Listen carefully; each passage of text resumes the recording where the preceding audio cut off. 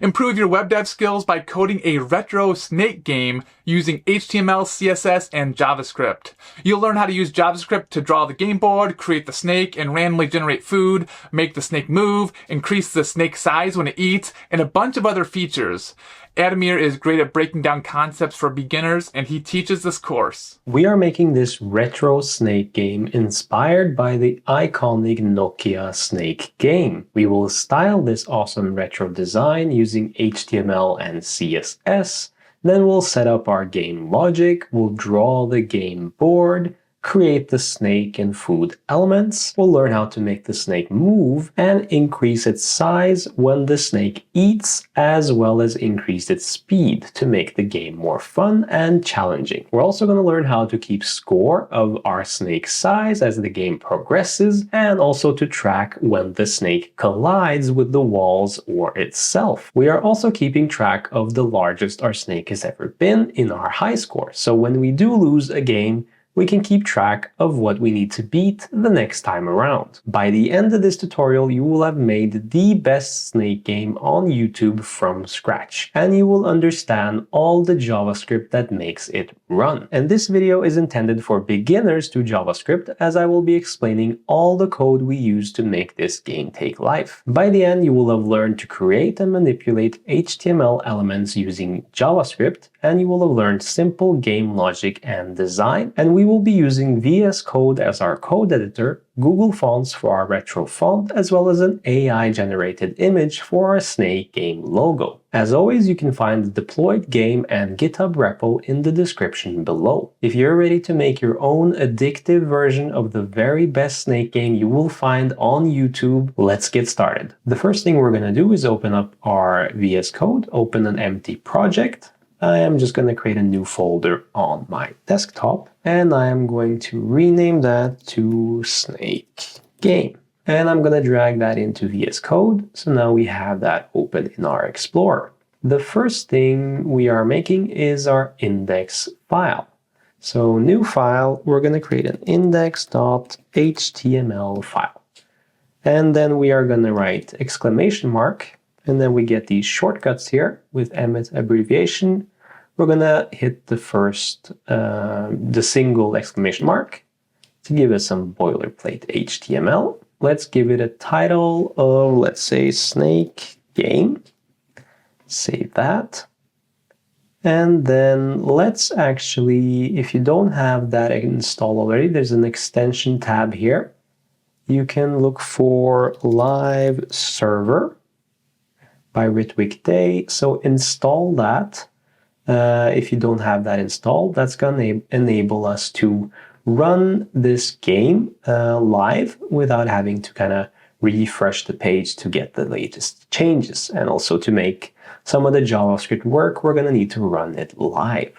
So let's hit that little Go Live button, and you'll have that if you installed the extension. And that is opening up our browser here. As we can see, Snake Game is written in the top here, so we see that it's correctly rendering the little HTML that we have so far. Then I'm gonna go in here in View, and I'm gonna turn on Word Wrap to get all the text neatly visible on the screen. Let's now also create our CSS, our style.css file, and let's also just create our script.js file while we are at it. Those are the three files we need, nothing else. Now let's link these files up with each other. So in the head of our HTML, under the title, we are gonna first link to the style sheet. And writing link, we can now choose the third option. It's going to give us the standard way of writing a style sheet. And we've already cheated a bit because we've called it exactly what the standard is. So now let's just check that by writing body in our style sheet and some curly brackets and giving it a background color of red, hitting save, and we see that that is updating correctly. So let's just remove that for now. Same thing with the script. We're going to link that up now. Writing script, and source, third one. And here we're going to give it script.js and hit save. So here, let's try console logging. A shortcut is just writing log and hitting enter or tab, depending on your system preferences. And that gives us the full console log. So we're going to console log test. And then in our browser, we're going to inspect. And we're going to go up to the console here, and we see that we have test indeed getting logged. So it is working as well. Let's now remove that. Back in our index file, let's also be sure to write the defer attribute inside of the script opening script tag, which is going to say that it's going to run the script after it has run everything in the HTML, which is going to help us avoid a lot of errors, and that also makes us be able to put the script neatly in the head, which is the best practice. So inside the body, we're going to write a div, and that is just not going to have any class or anything, but inside of that div, we're going to write another div, and it is going to have the class of scores. That is going to keep our score. Then inside of here, we are going to have an h1. It is going to have an ID of score. And here we can just put that to 0, 0, 0 for now. And also another h1 with an ID of, let's see, high score with capital S. And we're also going to put that, initialize that as 0, 0, 0. Then under this div, we're going to create another div, and it is going to have a class of game border 1. And hit enter or tab.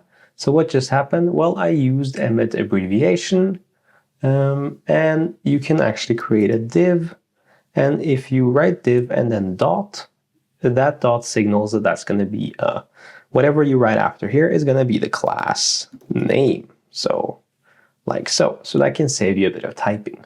Inside the game border 1, we are going to create the game border 2. Because it's getting a bit meta here. We have some nice borders around our main game board, and we're simply using these divs to style and give them different colors and borders. So this one is going to be game border 2, and then a third one with the class of game border, let's see, 3.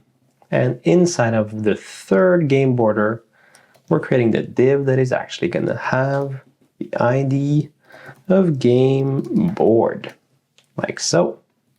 So obviously we don't see anything yet because we haven't given them any style whatsoever, or any properties. They don't have any height, no width, nothing. Then just above the closing body tag, we're going to create another h1. It's going to have an ID of instruction text, and that is going to be the one that says press space bar to start the game, like so. And then also under there we're going to have an image, and that is going to have, let's see, the alt is going to be the snake logo. So we don't have the image just now, but if you look in the description, there will be a link to the snake logo image. This is free of use. It's an AI-generated image, so feel free to use it for your project. So go into the description, look for the snake image link, download it, and then drag that into the repository here. I'm doing the same.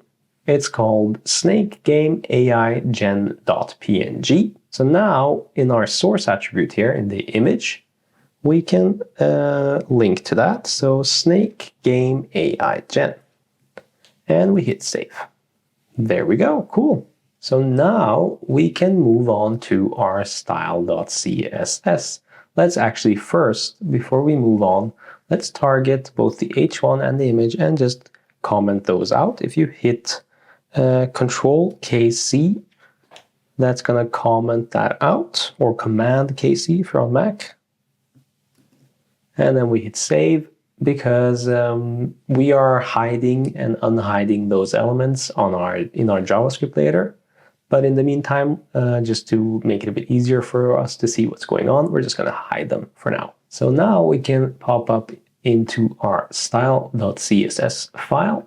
Let's also inspect in our browser, and we can stay in the elements. I'm going to open the body here, the div, just so you can see that we have all the elements here. We have our game border with literally no properties. All of these, no properties, they're just empty divs. So now we're going to give these divs more life and make this actually look like a game. So body, I'm going to target that first.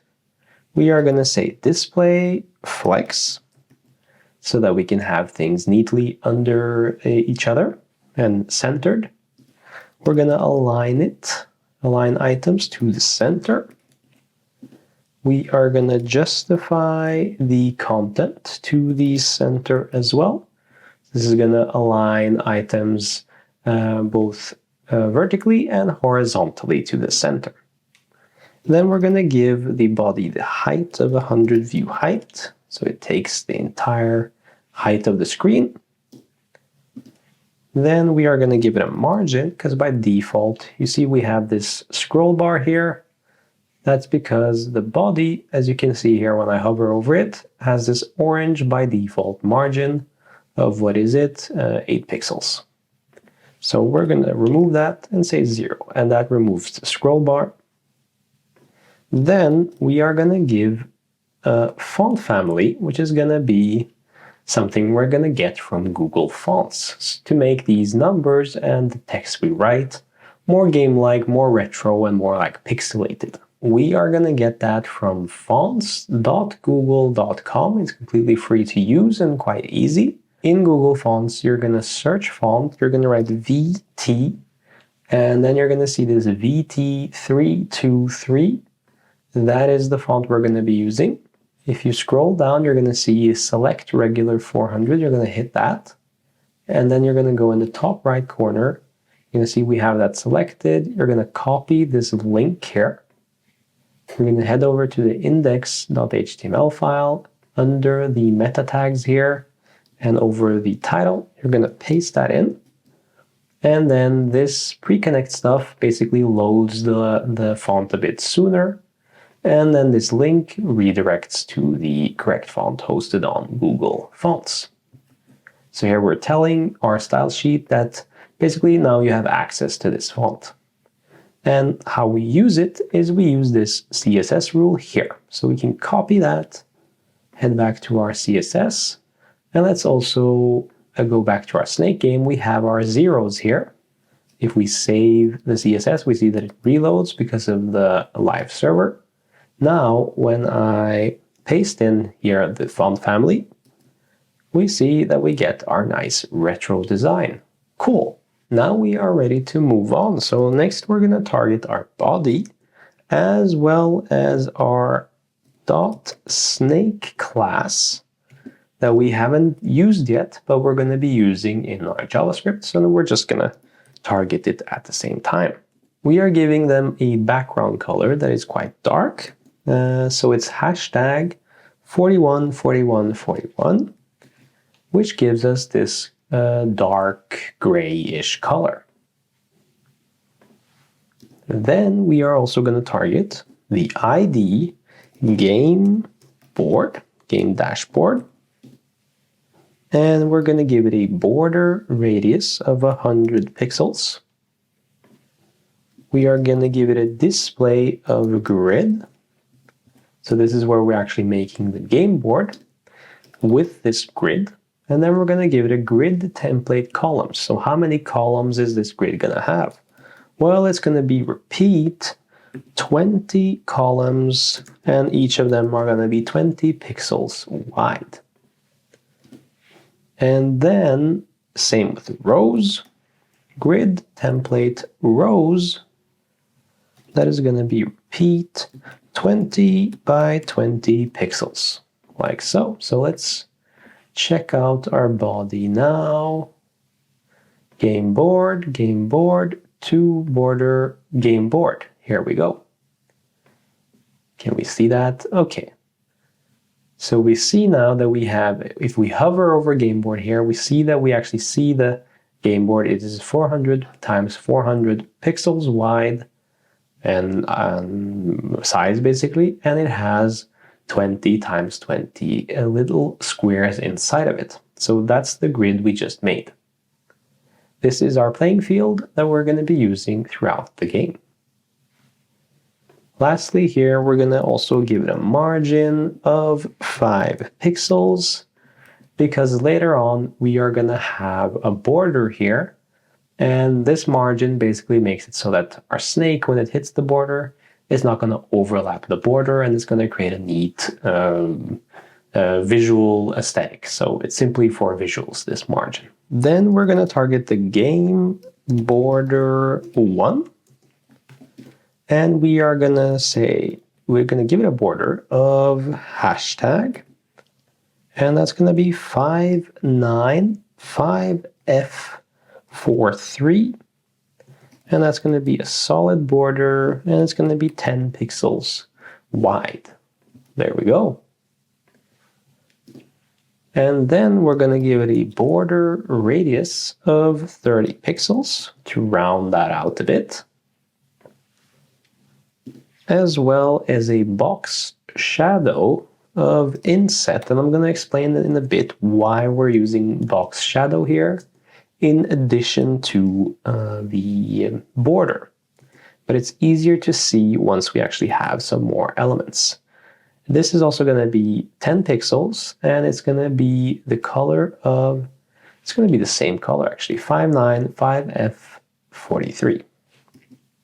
Save that. So you slightly see the border here. So if I comment that out, Control KC, you see that the border actually goes on the outside of the game board, whilst if I comment this in again, you see that the box shadow goes on the inside.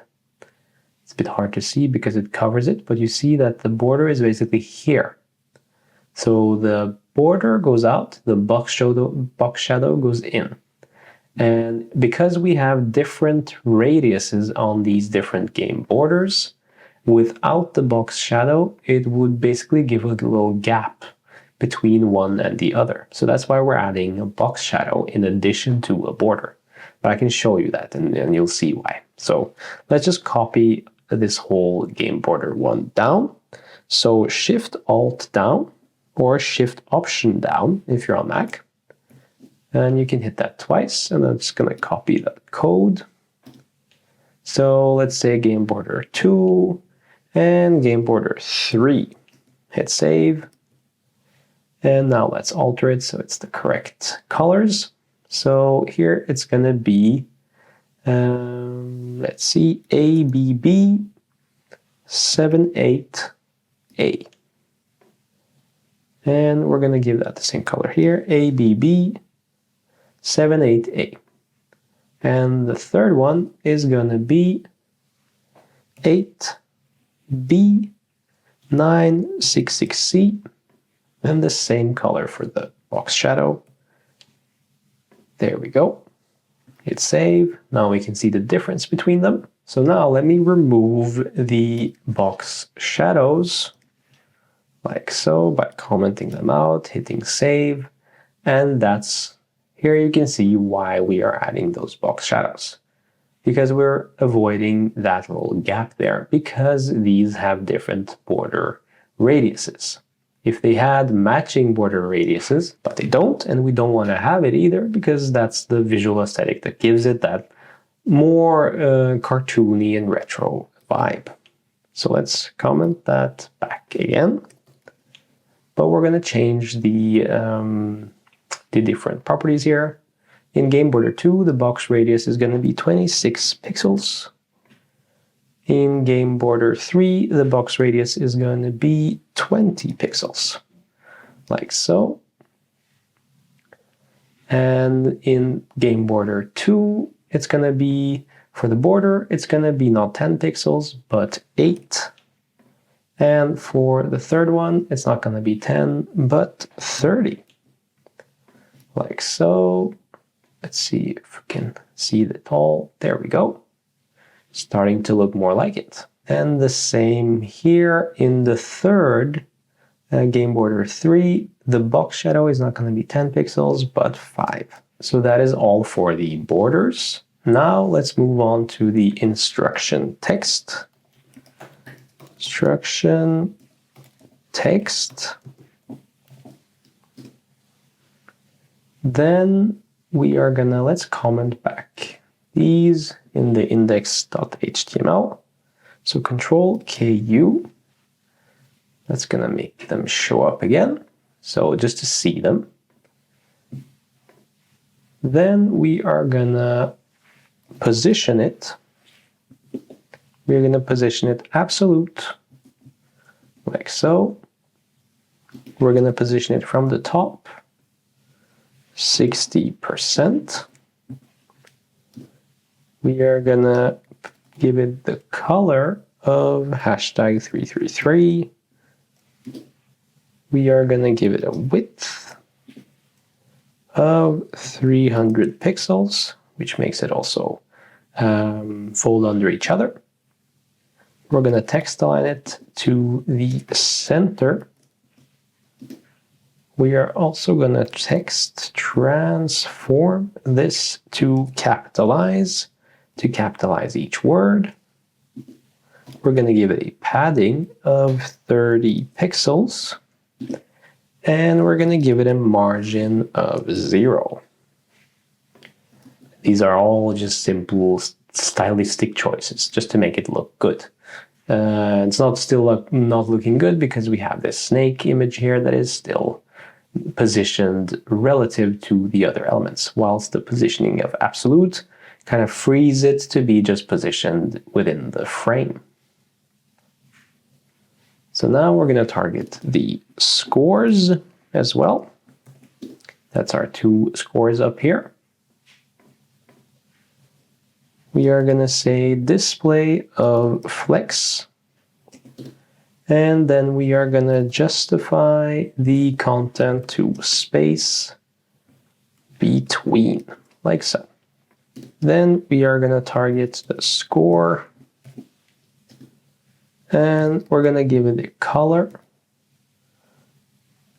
of hashtag ABB788. Gives us that nice green. Then we are going to target both score and high score, capital S. And we're going to give it a font size of 40 pixels. We're going to give it a font weight of bolder. And we're going to give it a margin of 10 pixels and 0. Why is they should not be, so score should be on this side and high score should be here, but it's not happening. So this scores here is not targeting properly. Let's see, class. I see. I think, yeah, okay. So this is a class, as we can see here, class scores, and we have defined it as an ID here. So let's just remove the hashtag and add the dot, and that solved it. There we go. Looking way, way better, and as intended. Now let's target only the high score. Again, remember capital S.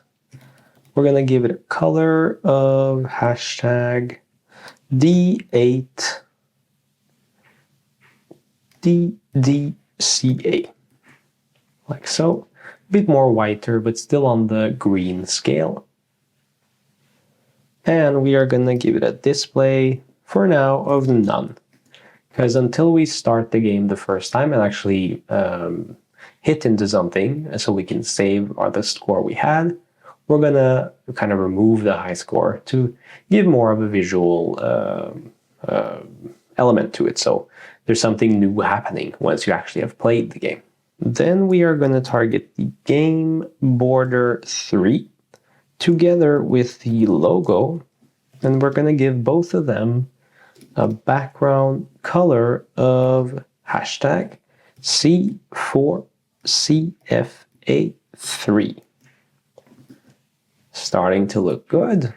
Then we are going to target the snake, and we're going to give it a background color. We're not going to be able to see this yet now, but we're going to see it soon once we start with our JavaScript. 41, 41, 41. Actually, we have that already here, so we don't need that. Let's remove that. We're going to give it simply a border of hashtag 5A5A5A 1 pixel, and that's going to be dotted. Then we are targeting the snake's food, and that is going to have a background color of hashtag DE,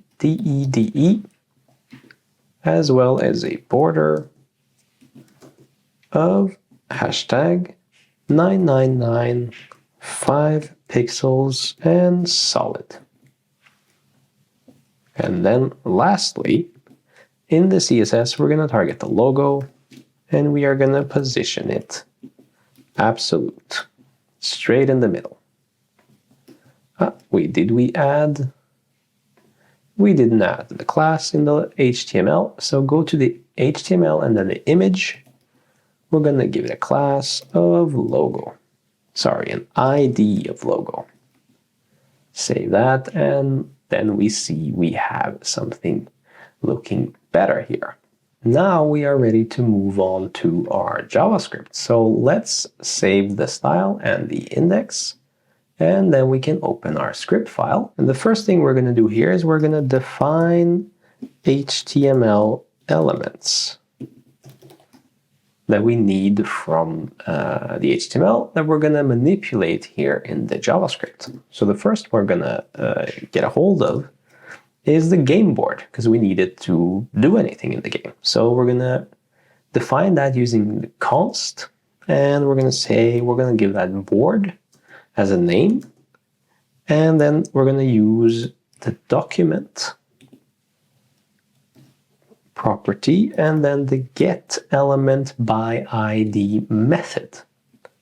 So then here we're saying the constant board, that is going to be equivalent to, if you go into the document, that means the entire page here, the entire HTML document, and then you get the element by the ID, and then let's go to the HTML and see what the ID is, game board. So let's copy that and head over back to our script, and then be sure to add some brackets here and game board and hit save. And then let's log that just to test. Log board, and then let's inspect, go into our console, and we see that it has successfully logged the game board with a div with the ID of game board. So it works. Cool. Let's remove that, and it disappears. So then we are ready to start actually the functions of our game. So we're ready to start the game. Well, we can't start the game just yet because we actually need to draw the map. So we're going to create a function called draw. And this essentially is going to draw, let's see, draw game map. It's going to draw the snake and also the food. So we are going to first, we're going to take the event that if we have started this game before, we're going to need to reset the board. So we're targeting the board we just made here. And we're going to say inner HTML, and we're going to say set that to just empty strings so that it's empty. So then every time we draw, this board is going to be reset. Then we are going to call another function because we're going to draw our snake. So we don't have this function made, but that's what we're going to make just now. So next thing, we're going to draw snake by defining this function we just used or called, function draw snake, and inside of here we are going to need basically to define how our snake looks. And the way we are doing that is by actually using an array and objects inside of it. So if we go back to the top here, under the const board, we are going to also define game variables. And here we're going to say let snake, and we're using the let and not the const because the board stays the same, but the snake is going to change in size. So let snake equals an array with one object inside. And that object, or in fact all the objects that the snake is going to have throughout the game, is going to be positions within the game map. So it's going to have an X position that is going to be 10, and it's going to have a Y position that is also going to be 10. This essentially, if we go back and we inspect our game map here, we see that we have a game board and it has 20 rows and 20 columns. So the 10th row and the 10th column, more or less in the middle, is going to be where the snake starts. So that is what we have defined here. Let snake is this position. Now currently it's only a position, it's nothing else. There's nothing tying it to the game board, but we'll get to that. So now we are continuing with our draw snake function. Inside of here, we are gonna take the snake that we just made, and we're gonna say for each, which is an array method. So we're gonna say for each of the children it has in here. So for everything that is inside this array, so now it's just one object. So that's going to be for each object, which is just one for now. We're going to say for all those segments, for each segment, do something. We're going to call an arrow function. And inside of here, we're basically running some code on every single element that is inside of the snake. So at the start of the snake, it's just one dot. So what are we going to do? Well, we're going to define a new const here. We're going to say snake element is equal to create game element. This is something we haven't, as a function that we haven't made yet, but we're going to make shortly. So we're going to say create game element. You're going to create a div, and then that div is going to have the snake class. Let's also go to view and word wrap, like so. So basically, this function that we're going to create is going to be responsible for creating every snake element and for giving it the snake class. It's going to be a div with a snake class that we have already styled here in our CSS that has a border and a background color. And that essentially gives the illusion in a way that there is a snake on the board here. So before we move on here and do something with the snake element, let's actually make that function. So it's going to be the function that is responsible for creating a snake and or food cube or div. So that's going to be the function create game element, and it is going to take an argument tag, and it's going to take class name. So as we can see here, create game element, we're giving it a div, and we're giving it the class name snake. So that's the tag is the div, and the class name is the snake. And then we're going to say const element is equal to document dot create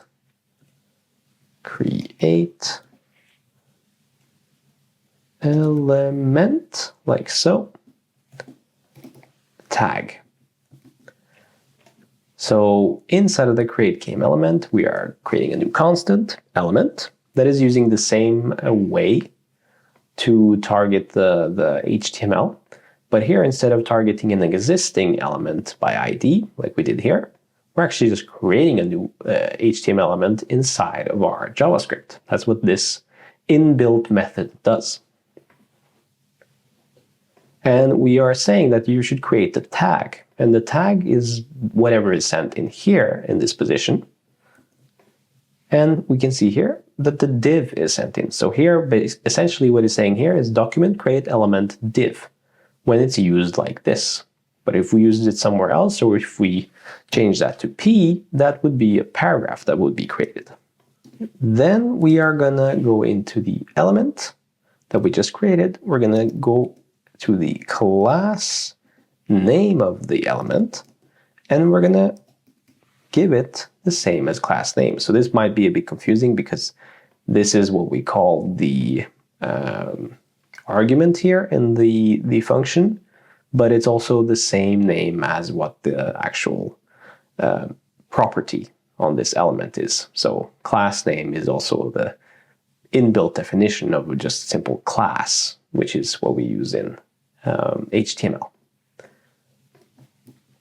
But essentially what we're doing here is we're taking this snake here inside of the create game element, and we're adding that to the div that we are creating as a class. So what this does is creates a div with the class name of snake. And then we need to also return this element that we just made, like so. So now, const snake element is equivalent to a div with the class of snake. Then we can move on inside of the draw snake function. So the next thing we're going to do then is we're going to call another function that we haven't made yet. So it's going to be set position. And here, set position is also going to basically take similar arguments, snake, element, and also segment. Let's scroll down and create that set position function. What this set position is going to do is going to set the position of the snake or the food. So once we've made it, it's going to actually set it on the game board. Or actually define the position it's going to have on the game board. So we're going to create that, set position, and that's going to take the arguments of element as well as position.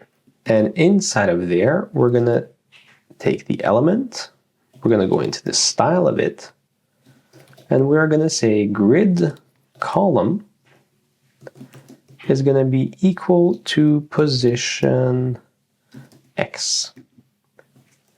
So essentially what we're doing here, we see that we are using the set position.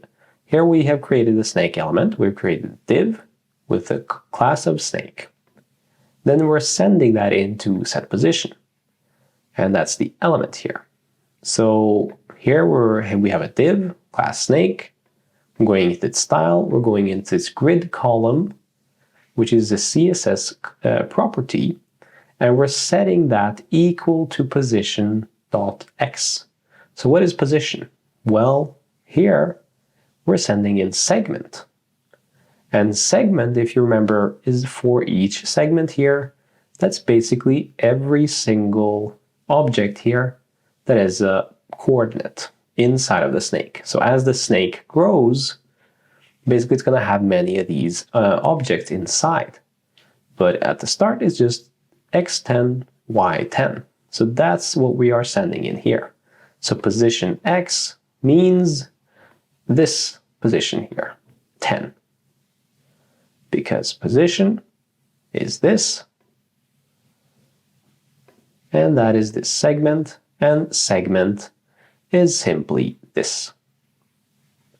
So segment X, segment Y, position X, segment X. Okay, I hope that makes sense. We are going to see that soon in action, and then it's going to be more clear to see what is going on. We also need to set the element.style grid row, and then we set that to position Y, so that we both have the X, which is the horizontal coordinate, and also the Y coordinate, which is the vertical. Now, let's actually see how this works in practice. So now let's actually go to the drawSnake function. Under set position, we are going to target the board. We are going to append child. We're going to actually take the board element, the HTML board here, and we're going to add the snake that we just created. Snake element, like so.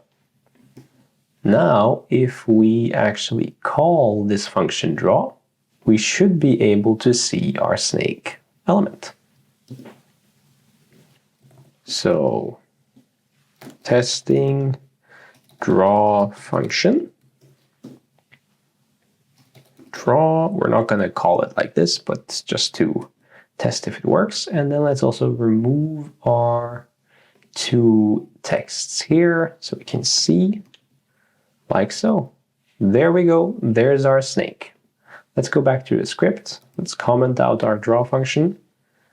There is no snake. And once we call the draw, we see in the game board we have a div class snake.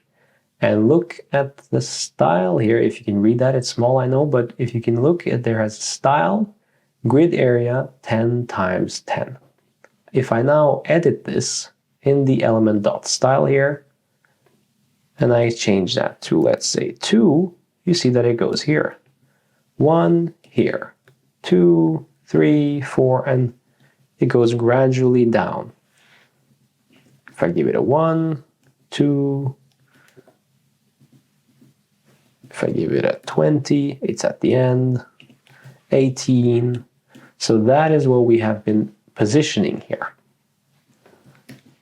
You can also do that directly in the JavaScript. If we change that to 20 and 20, that should be the bottom right, like so, and 120 should be the bottom left, like so.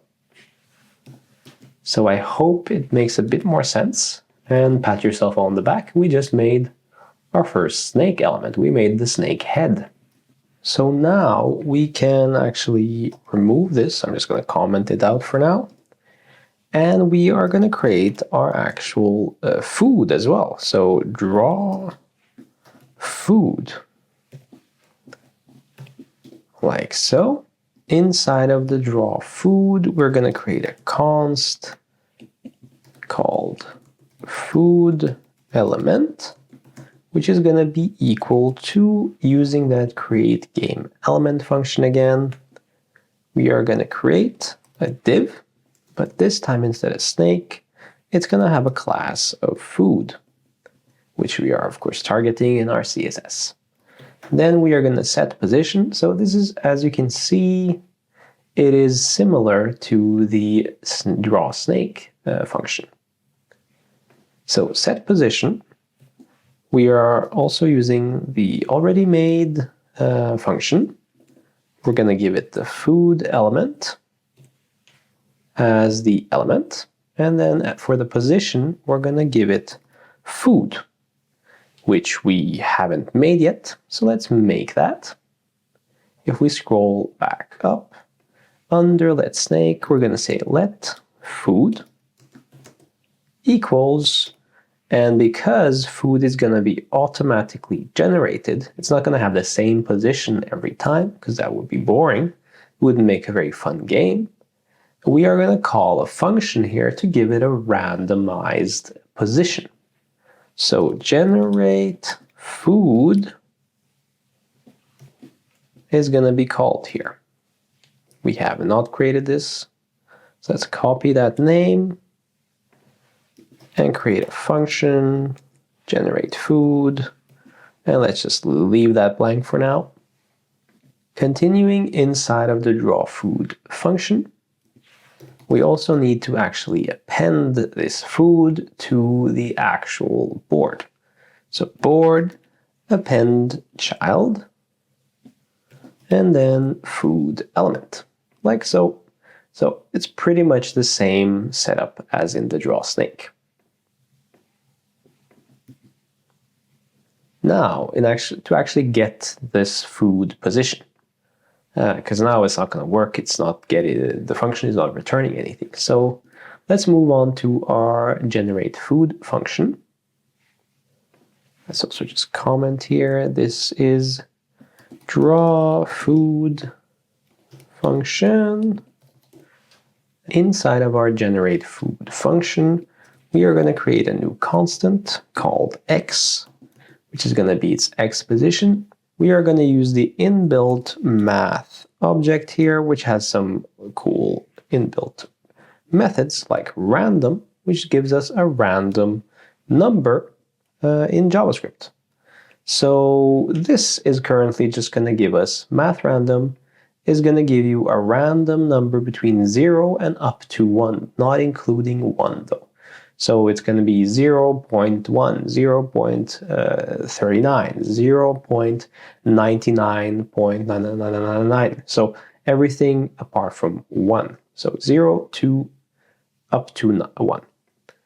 Then we are going to times that, times 20. We could do that, like put 20 here, because we know the grid size is 20. But let's rather go up to our game variables, and let's just define a new constant here. Call it grid size equals 20. And then we can use that here instead. So if we want to change the grid size later, we can easily do that here. And then, because we are getting this math random, up from 0, we don't want a 0 position because the grid starts at 1, right? So we're just going to take all of that, and we are going to plus 1. But then we also have a new problem, is that this is basically giving us not whole numbers, it's giving us commas. So we need to also use something called math floor on it, which basically takes whatever this expression is, and it floors it. So if it's 1.99, it's going to turn into 1. If it's 3.20, it's going to turn into 3. So that's what this math floor does. And the 1 at the end is simply to raise this from 0 to start from 1 all the way up to 20. So that gives us the x. It's going to be the exact same thing for the y. So let's just copy that, call it y, and then we are going to return this as an object, x and y, and save that. So now generate food returns a random coordinate in x and y position. Let's draw the function again. Let's uncomment the draw function, and let's see. Let's see, generate food. Are we actually using it anywhere? I see we have not added the draw food function here. So we haven't actually called this function ever. We're calling the draw, but we're not calling the draw food inside of it. So draw food like so. There we go. Now we have our snake. If I hit save again here, it should, as it is doing, giving us a random position for our food div here. How cool is that? So now, when we start a game, it has a random position, while snake is always at 10, 10. Okay, now let's move on to actually getting this snake to move. Let me just comment here, generate food. It's a bit self-explanatory, but we've started commenting every function, so we might as well continue. Next one is gonna moving the snake. So function move, it's gonna be called, and then inside of that function, we're gonna create a new constant. We're gonna call it head. And this is basically gonna be the head of the snake, but it's not the direct head. It's not actually this object here, the first object. We don't want to manipulate that. We want to make something that is called a shallow copy. Because if we don't, then we're basically going to run into some problems. Very usual in JavaScript, where you don't actually want to alter the original object or the original array. We want to use the position of the head, but we don't want to actually alter it. So we are going to call the spread operator on the snake 0, which is going to be the head here, because in an object, it's 0 index space. So the first object, or in an array, sorry, the first position in the index is 0. So we're getting a hold of the snake 0th position, which is 10, 10, and we're simply spreading it into this new object. This is basically a copy of this, but it is not changing this. Otherwise, we could just call it like this. But if you try doing that, you're going to see that it's not working, and you're going to run into some weird behavior, basically. Then we're going to create a switch statement here, where we are taking the direction of the snake. Now we haven't made this yet, but we're going to create it now. And the direction in the start, if we go up to the game variables here, let direction is going to be by default to the right. Now let's scroll back down. So we're taking the direction, we're running a switch case on it. And inside of the switch case, we're going to have different cases. So if the case is like it is now, let's see, right, then we're going to take the head and we're going to say, take the head, take its X position, and you are going to iterate that, or you're going to increment that. What that means is you're going to increase it by 1. So if you press right, you're going to go into the X coordinates here, that's X, and you're going to go 1 up. So that's from this place to that place, which kind of fits. If you're going right, you want to go right. So that is what this is doing. So the direction by default is going to start moving the snake in the right direction. We need a couple of more cases though. Well, we need 3 more. So let's just copy those in. So if the case is up, we're going to actually go to the Y coordinate, and we are going to go Y and decrement, because the position up here is 1, and if we press actually from the start, it's 10.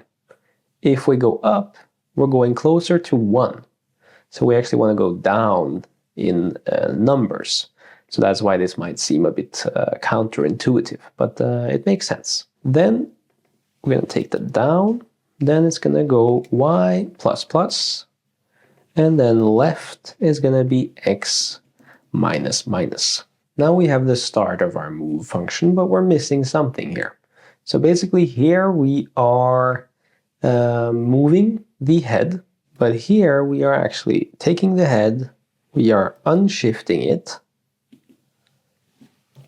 and we're giving it the head. So what unshift does is it basically adds a head object to the beginning of the snake array.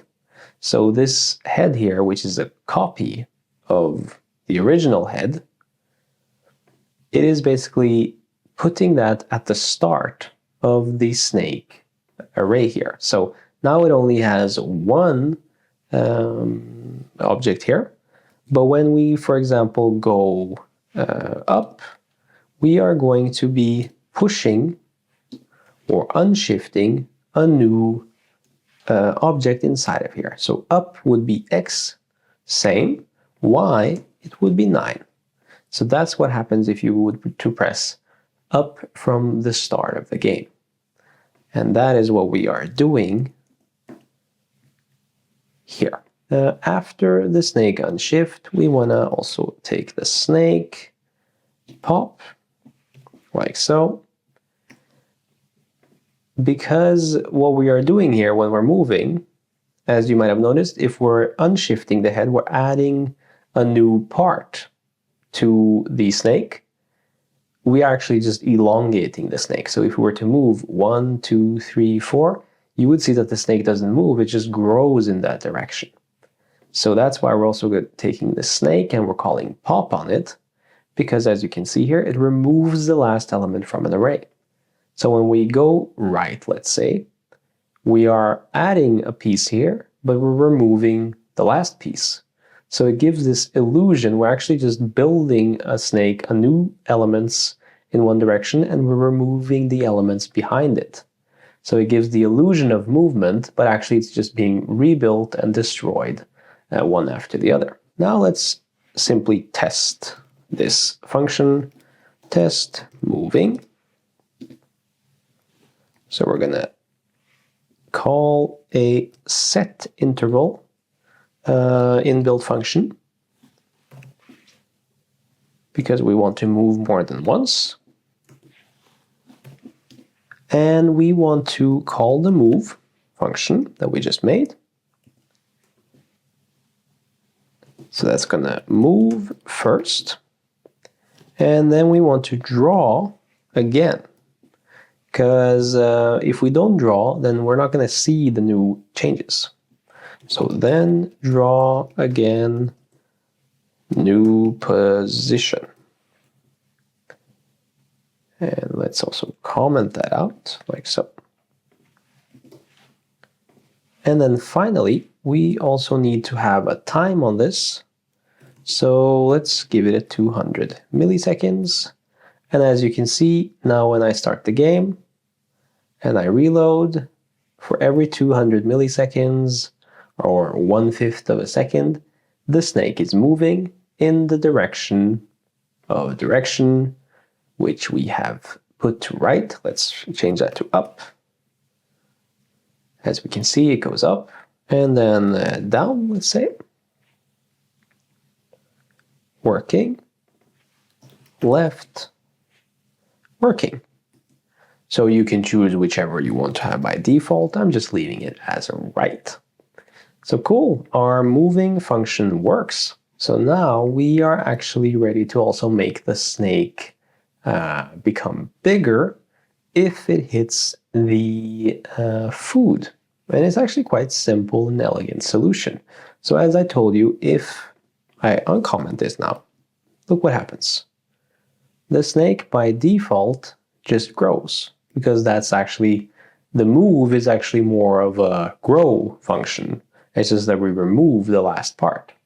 So the only thing we need to do to make the snake grow when it hits the food is to just remove this function when it hits the same coordinates as the food element.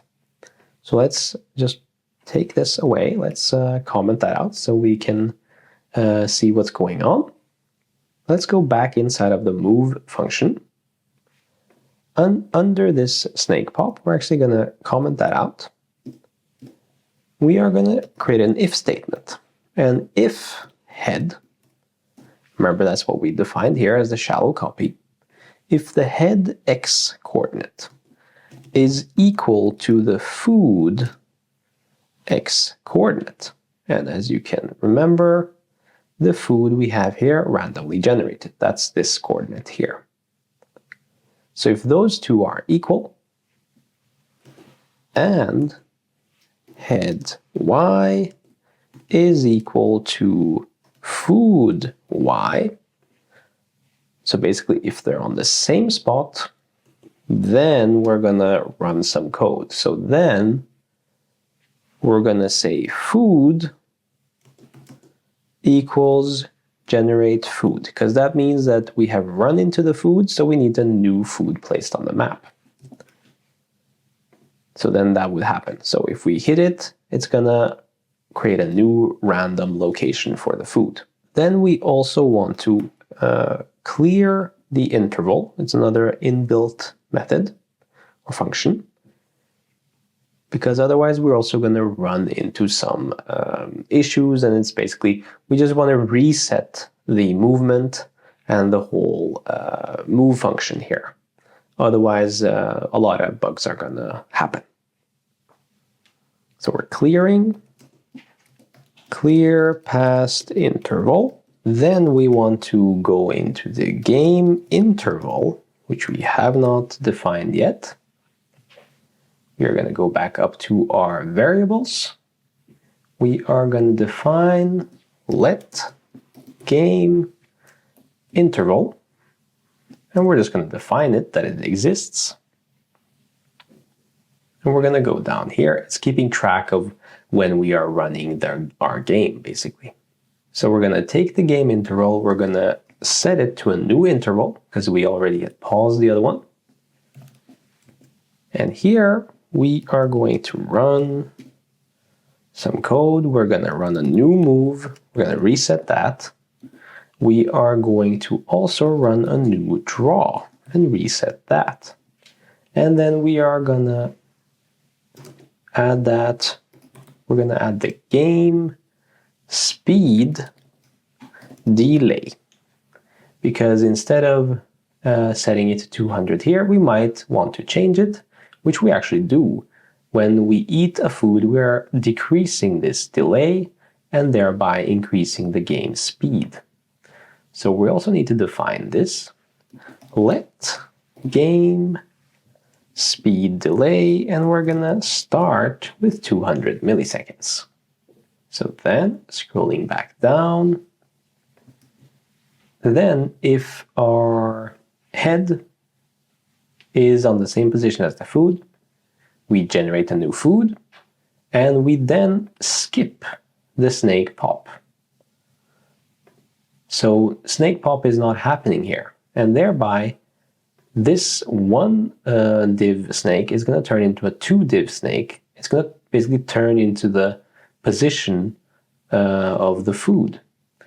Else, we are going to run the snake pop. So I hope that makes sense. Basically, if we don't run into food, we're going to be continuously building the snake one direction and then removing the snake back, or the tail. And then if we hit the food, we're just going to not remove the tail, and therefore the snake is going to grow. Now we're going to move on to actually creating our start game function, which is going to be called originally start game. Inside of the start game function, we are going to use the game started variable that we are going to create, and we're going to set it to true.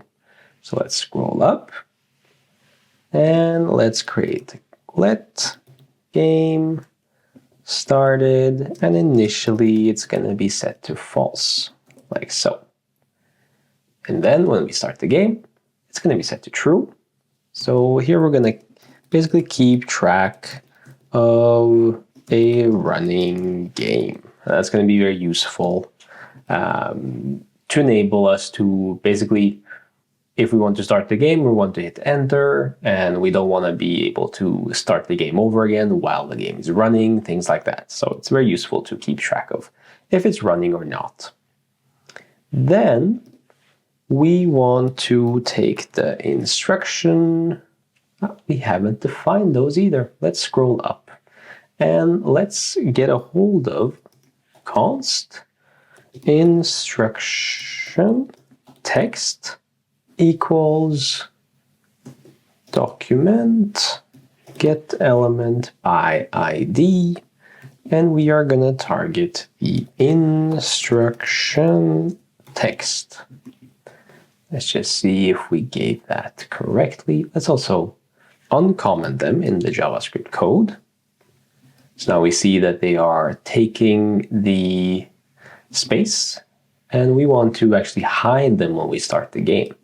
So yeah, instruction text. Let's just copy that for safety and paste that in there.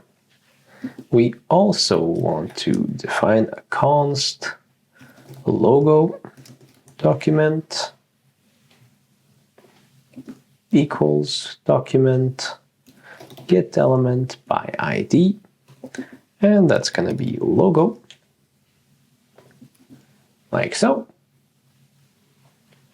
Now we scroll down and we can use them here in the start game. So instruction text, we are gonna go into that, style, and display, and we are gonna set that to none when we start. Let's also Shift Alt down, and we're gonna do the same with the logo. So when we start the game, we're gonna hide these two, and basically we're gonna get then view the snake and the food again, unobstructed. Then we are also gonna go into the game interval, and we're gonna set the new interval.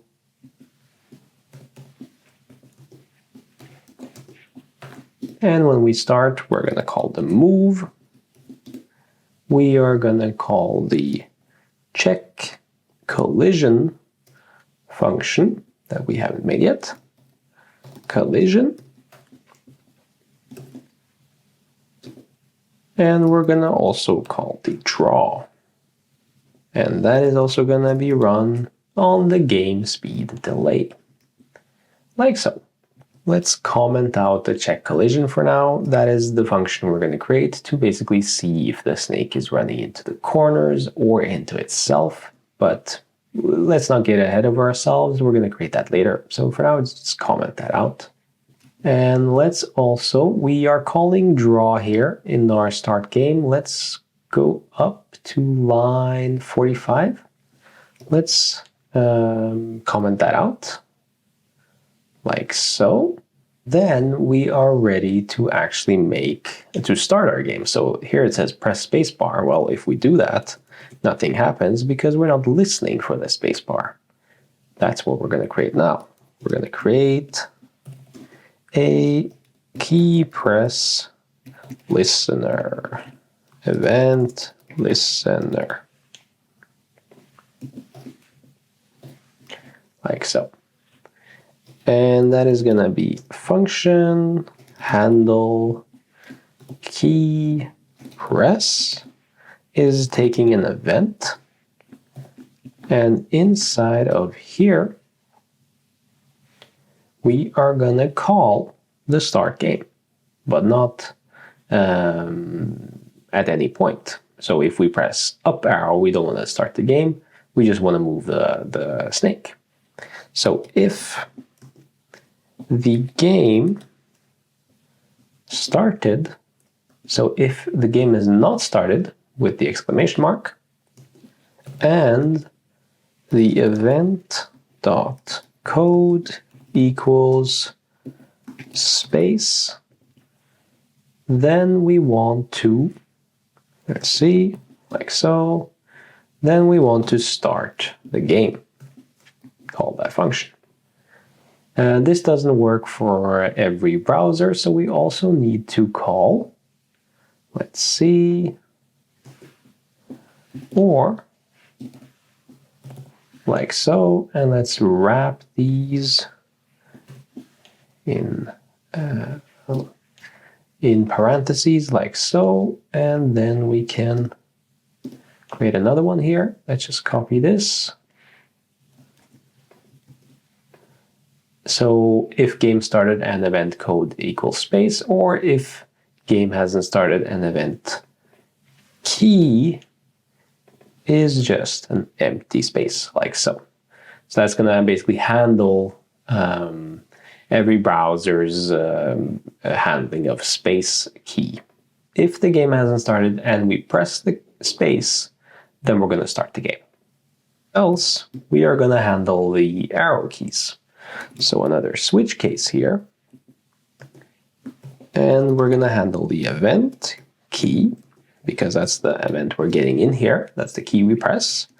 First case is going to be arrow up. So these are basically the shorthand phrases for the different keys. They're inbuilt. And let's see. We want to handle it like this. Colon. Then we're going to take the direction and we're going to set that to up. So remember, the direction is what we have defined here. It's by default right, but if we press, now we're listening to key presses. If we press up, it's going to change to up. And that is going to affect how the move function moves, and it's going to change the direction of the snake. So here we are basically listening for the handle key press, and that sets the chain of motion for the snake direction. And then we are going to break after that. Then we're going to copy this down 1, 2, 3 times. Arrow down. That is going to change it to down. Arrow left. And that is going to be left. And arrow right. That is going to be right. Like so. And we're breaking out of that switch case after each case. Then we have our handle key press function ready. Now we need to call it. So now we're just going to go to the document. We're going to add an event listener. And we're just going to listen to that all the time. I'm going to listen to key press, actually key down. And for every key down, we're going to call the handle key press. So that's the event we take in here.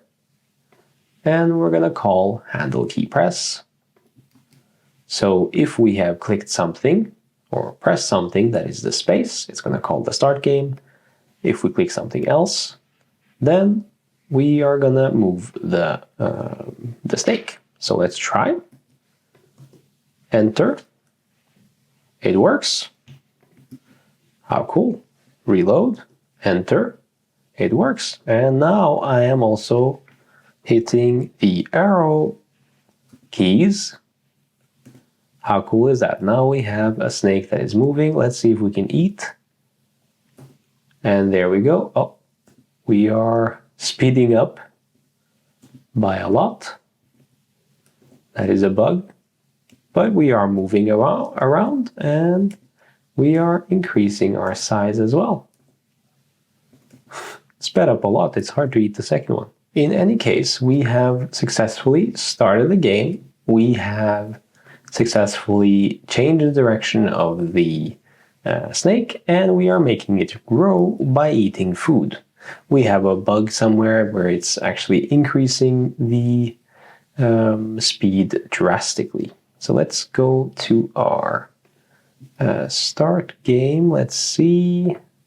No, that's correct. Maybe we have something in our when we eat. It changes when we eat. So here we're also going to call the check collision function. Like so. We're just going to comment it out for now. So be sure to add that in the if statement in the move. So game interval, we're setting an interval. We are, let's see, we're calling the move, we're calling the check collision, we're calling draw on the game speed delay. Else, no, it looks good. I wonder if we are simply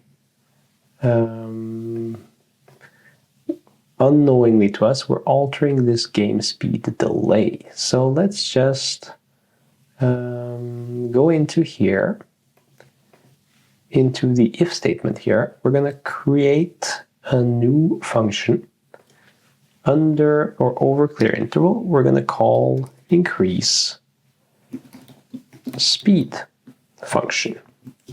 And we're going to create that right away. So under our event listener, we're going to call the function increase speed, and then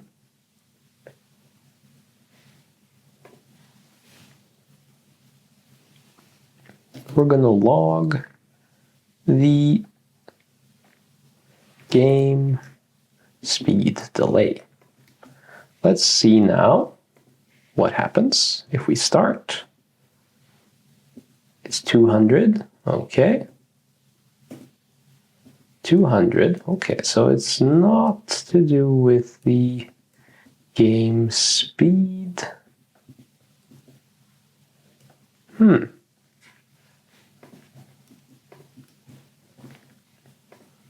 Let's try by adding the if statement. If game speed delay is bigger than 150, then we are gonna decrease it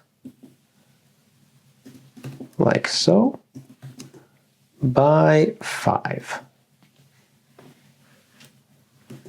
Let's start again.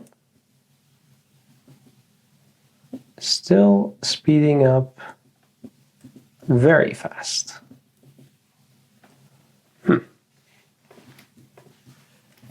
Let's comment on that. Start again. It's 200, 195. So it has nothing to do with the game speed delay, at least. I see what we did wrong. Okay. Here in the clear interval, we are actually not clearing anything. We need to clear the actual interval. Game interval. There we go. Now let's see if we start the game. There we go. Now we're also logging the speed. As we can see, we are successfully eating food, growing the snake, and it is not increasing in speed drastically. It is increasing in speed normally. As you can see, going from 200 to now 155, which is a way more normal and easier way to play the game. And now we've hit our only condition in our speed, like increase speed function, which is 150, so it's not increasing more. Also, you can see we don't have the collision function working, so we can just walk through our own snake, our own body. We can hit the corners, nothing really happens. Then down again into the increase speed function. Let's add an else if statement here. Else if game speed delay is bigger than 100, then we're gonna run different. Let's see, game speed delay is gonna be minus equal to 3. So basically, we're gonna decrease the speed increase the faster it gets, so that it's not gonna get to a point too quickly where it's unplayable, basically. But it's still gonna increase incrementally. Then let's copy this, paste that there 2 more times for the 50 mark and also the 25 mark, which is starting to become very, very fast. So 1 and 2. Now if we save and we restart the game, we can see that when we hit 150, it is going to be decreasing by 3 instead of 5. Here we go. When we hit under 150, we are going to 147, 144, 141. So decreasing by 3 instead of 5, which is exactly what we have coded right now. If you're wondering how I'm resetting the game, I'm simply just saving the script file. Now we can go on to actually make our collision, like check collision function that we've been using. in at least two places. So check collision. And this is going to be the thing that resets the game if we hit the wall or we hit our own body. So const head is equal to snake and 0. So here, compared to the spread operator we have up here, we are not using it here. We are simply setting it to exactly equal to the 0th index of snake, namely the head. Then, if head x position is less than 1, meaning that here's the 1, meaning the 0, it's going to hit the wall. Or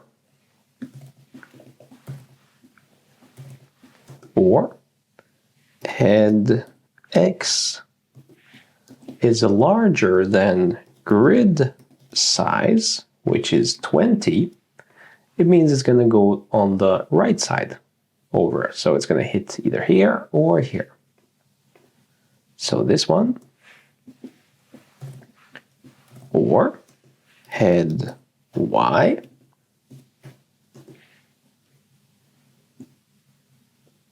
is also smaller than 1, or head y is bigger than grid size.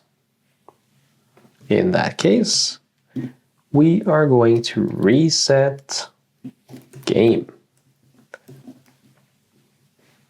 And that's a function we haven't made yet. But that function is going to basically reset our game when we hit the borders of the wall. Now we need to check also for the times when it hits itself. So here we're going to need a for loop. So for, we're going to define I, let I equals 1, starting at 1. And I is going to go towards snake.length.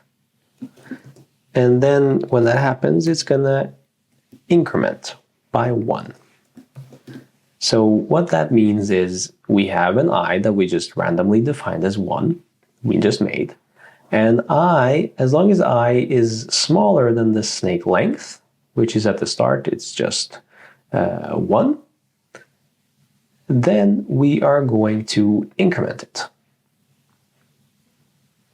So we're going to go basically through the entire snake length. That's the point of this. So for every part of the snake, we're going to run a piece of code. That's the point of the for loop. And then inside of here, we're going to have an if statement. And we're going to check if head x is equal to snake in the position of I, because the position of I is going to be starting with the body and going upwards. So if snake I x, so here we're checking if the head is the same position of the snake body in the ith position. And the same snake y equals snake I position and y coordinate, because otherwise it might be on the same position in the x direction here, but it might not be in the y, so we need to check for both. Unless it's hitting on both the x and the y, it's not in the same exact position. But if it is, we're also going to reset the game. Then we are going to create our reset game function. Reset game. Also, let's go and uncomment the check collision we have. Let's see, by searching for it, Control F. We're going to remove those comments here and here. There we go, now we're using it. Now we just need to create the reset game function. Inside of here, we are going to call the snake, and we are going to reset that to its original position, x equals 10. We need to create an object in here, x equals 10 and y equals 10. We're also gonna take the food and we're gonna reset that by generating the food again randomly. We're gonna reset the direction to right, which was its original position. And we're also going to reset the game speed delay to its original 200. When that happens, when we reset the game, we also want to update the score.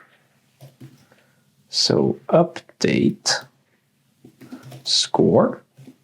Let's make that function right now. Function update score.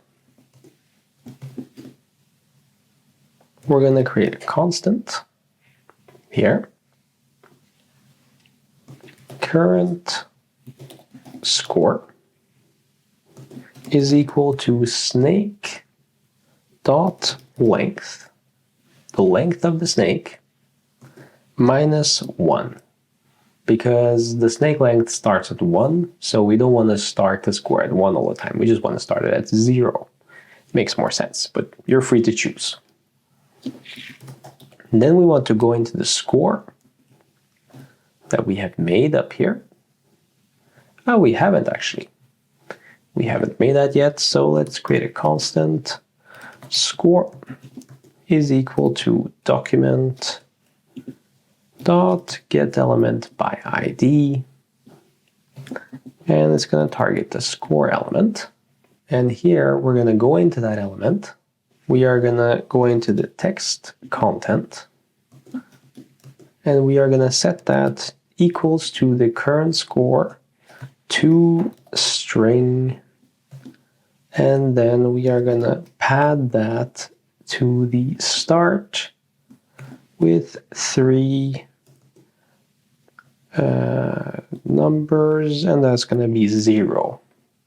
So what does this mean? Well, we're basically setting the score text content here equals to the snake length, and we're turning that into a string so that we can also make that a triple-digit number. Without this pad start, it would turn it into 1. It would remove the 2 zeros and turn it into 1. So this is just simply some flair to make it a triple-digit number and start counting from the end here, which is the pad start here. It's going to add zeros if the number is not big enough. So if the number is 20, it's just going to add 1 0. If the number is 2, it's going to add 2 zeros. Then we need to actually call this function. We're going to go up to our, let's see, our draw, and we're going to call the update score here. Now, if we start the game, let's try it. And there we go. We see that we have our score starting to tick. How cool. Now it's starting to become an addictive game. Okay, and let me also just demonstrate. If we remove that and we set 2 to the pad start, let's start the game. We see that now we have 2 numbers instead of 3. Change that back to 3, like so. But there are more things we want in our reset game. We also want to actually, once we have hit something, we want to also have our high score. So we need to also update high score and also stop game. So those are two functions we're going to create right now. So first, let's take the stop game function. So stop game. And inside of here, whenever we want to stop the game, we want to actually clear the interval. And what interval? The game interval.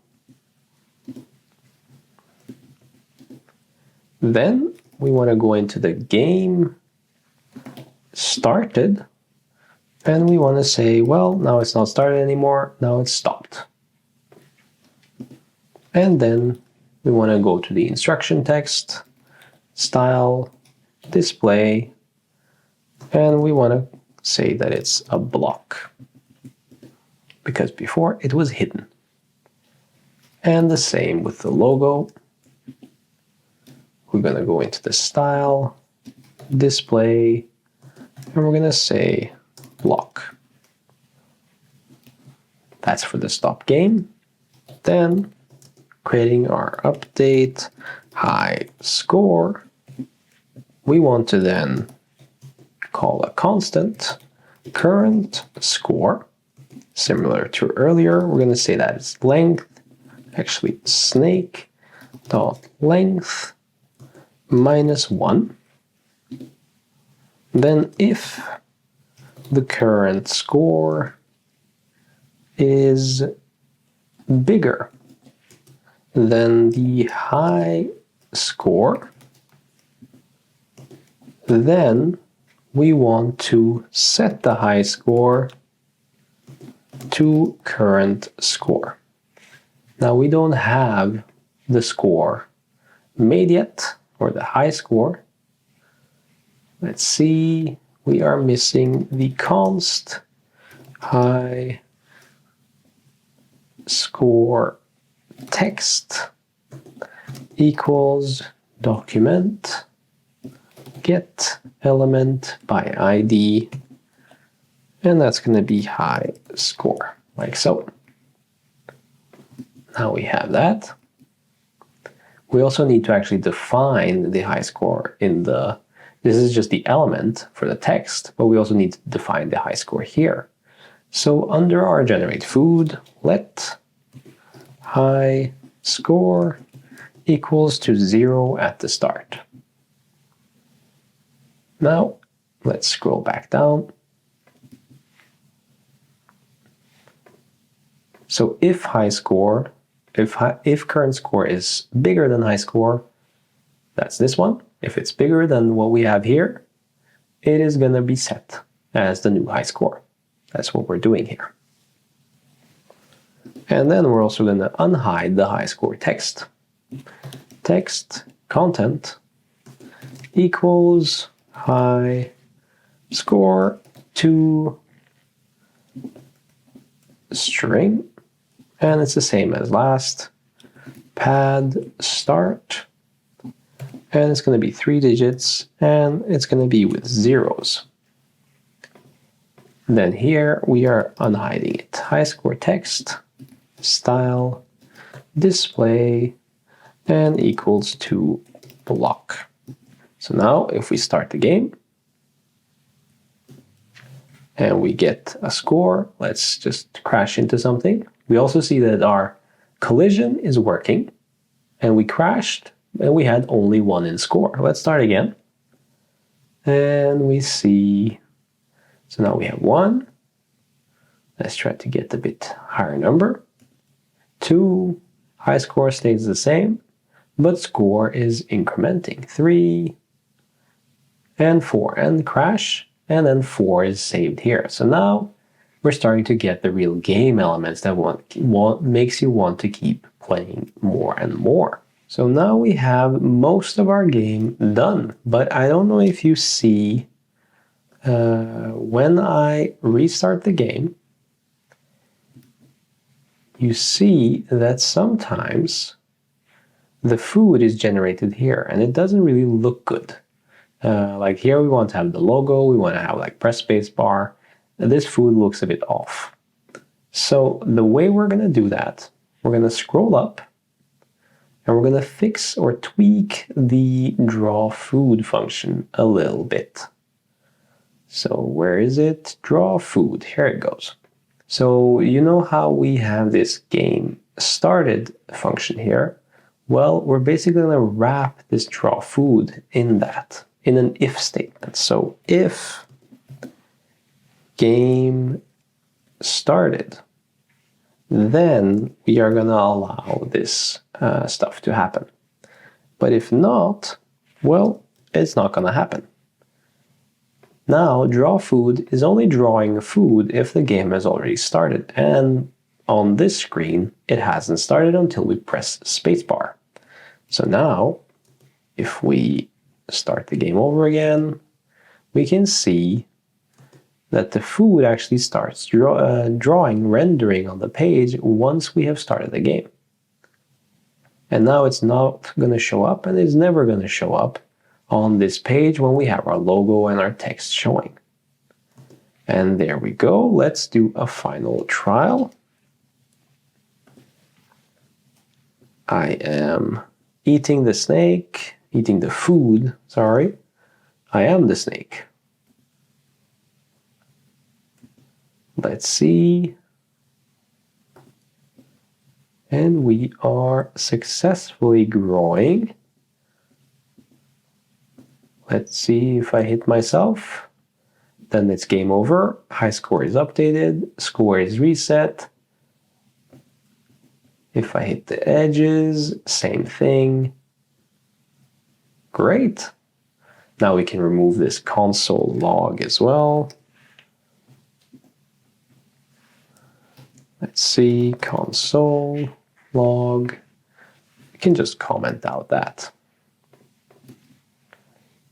That is everything for our snake game. I hope you enjoyed it. I hope you now can also have fun playing this game. You can also tweak it further if you want. There are many things you could add here. You could customize the way the score is counted. You could add, for example, if you are eating food close to the snake body or the edges, that could maybe potentially give you more score. You could add score, but depending on the time that you have been playing. So the more you play, the more score you also increase.